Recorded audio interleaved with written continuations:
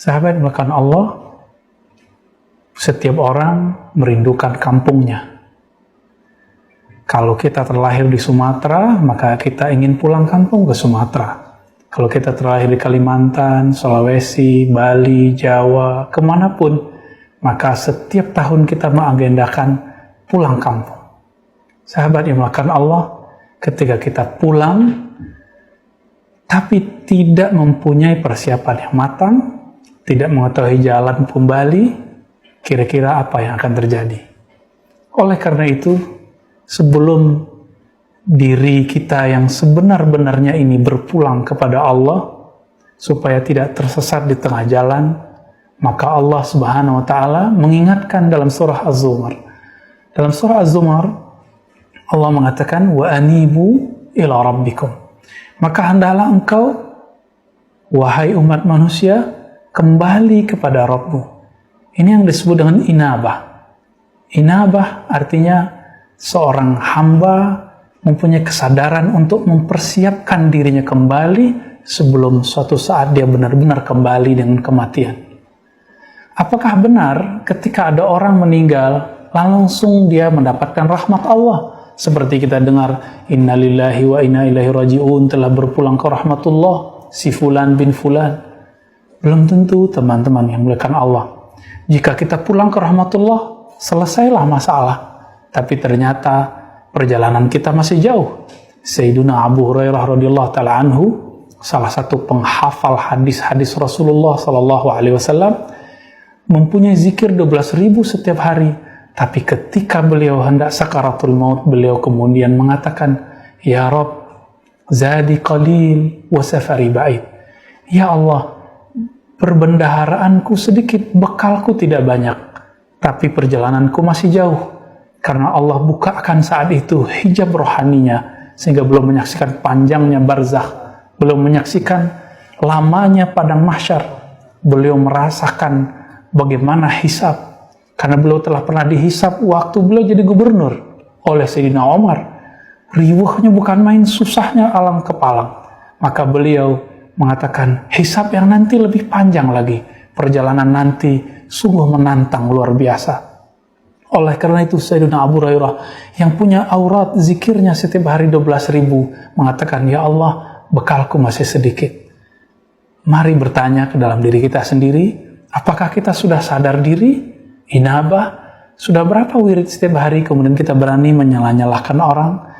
Sudah berapa aurat kita setiap hari sehingga kita berani menganggap kelompok sebelah lebih rendah dari kita semua? Allahumma salli ala nabiyina Muhammad. Sahabat yang melakukan Allah, oleh karena itu Allah kemudian mengingatkan terus, wa anibu ila rabbikum. Maka sadarlah kamu kepada Rabbmu. Lalu Allah menyebutlah orang yang inabah itu dengan sebutan munib. Disebutkan dalam surat Qaf, ya. Inna fi dzalika ladzikra liman kana lahu qalbun, ya.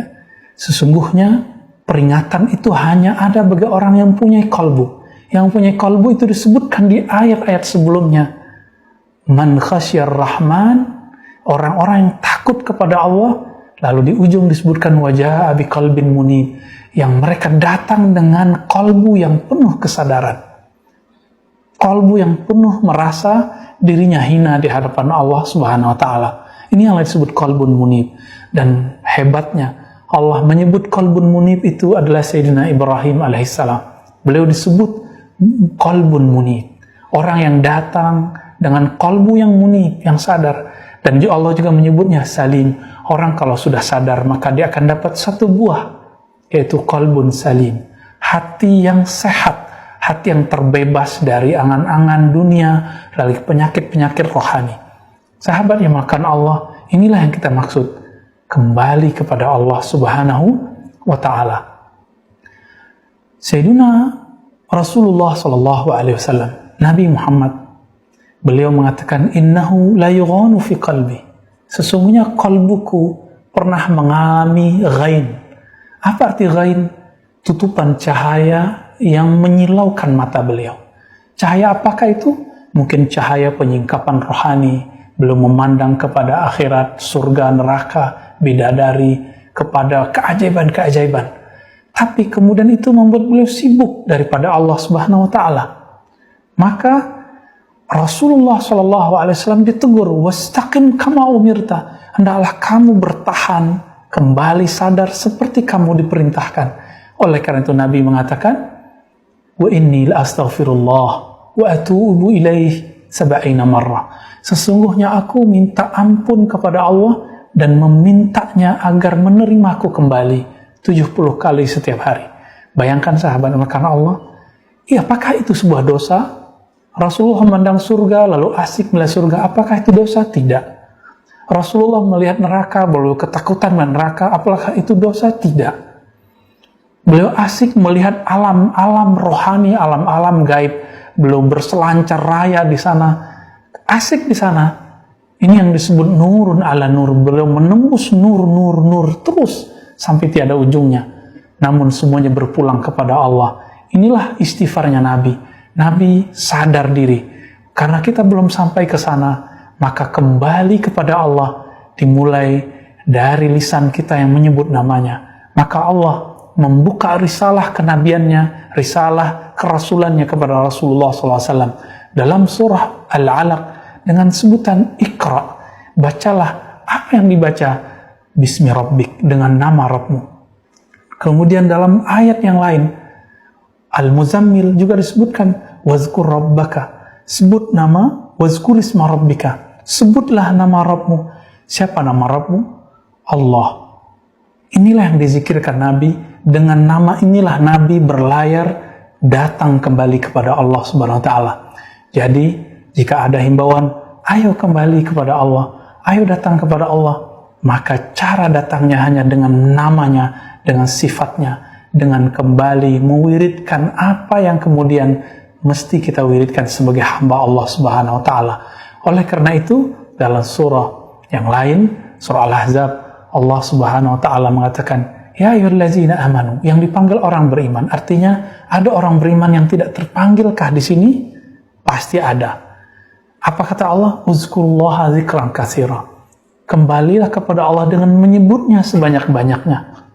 Maka ulama kita menyebut ada zikir lisan, zikir kalbu. Begitulah Imam Nawawi membaginya. Imam Surawardi menyebutkan istilah lain lagi. Ada zikir kalbu, ada zikir sir, zikir yang terdalam. Ada lagi zikir fuad, zikir lub. Ada zikir yang lebih dalam lagi, itu zikir ruh.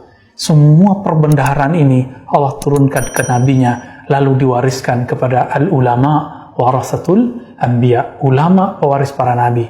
Maka untuk kembali kepada Allah, mari cari kepada orang yang telah bolak-balik kepada Allah, supaya kita tidak tersesat di jalan. Pernahkah teman-teman tersesat menggunakan GPS, menggunakan alat-alat elektronik, bertanya kepada orang tapi orangnya tidak mengetahui jalan?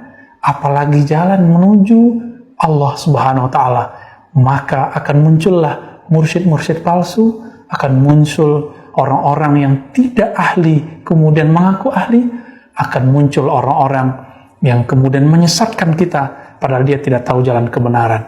Maka mari cari ahlinya, cari orang yang man khasyar rahman, orang yang takut kepada Allah meskipun bil ghaib, meskipun tidak melihat Allah, waja'a bil qalbi munib, dan dia datang kepada Allah dengan penuh rasa takut, rasa sadar. Inilah yang disebut berpulang kepada Allah, kembali kepada Allah.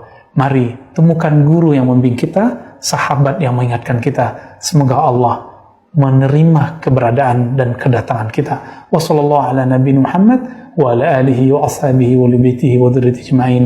Walhamdulillahirabbil alamin. Assalamualaikum warahmatullahi wabarakatuh.